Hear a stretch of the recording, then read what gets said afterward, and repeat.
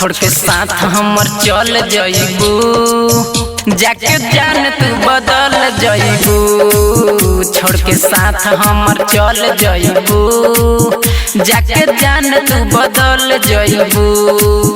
खाके क्रिया तू कहलू न भुलाईब, साथ सातो जन्म हम निभाईब। छोड़ के साथ हमर, छोड़ के साथ हमर, छोड़ के साथ हमर चल जइबू, जाके जान तू बदल जइबू।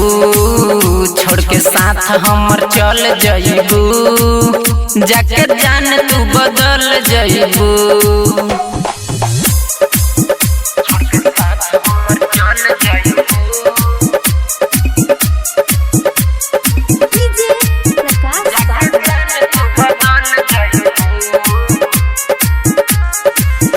बिना देखले तोहरा के कटी कैसे रात हो, के कारा से हंस बोलब करब बात हो। जिंदगी से जइबू कके घात हो, जिंदगी से जइबू कके घात हो।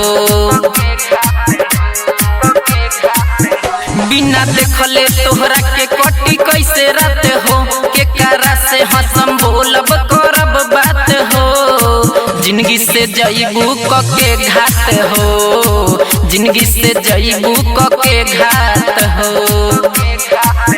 जब लागी से नुरवाए जान, सुन तबे बदल जइबू।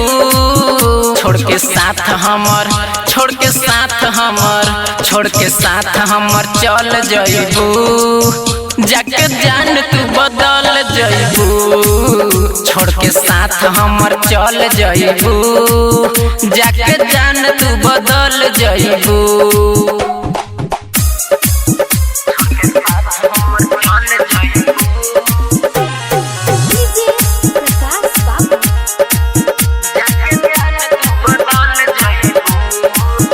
कबो टूटे ना दी है भरोसा नु हो, निरंजन राजा के देख देख मौका नु हो।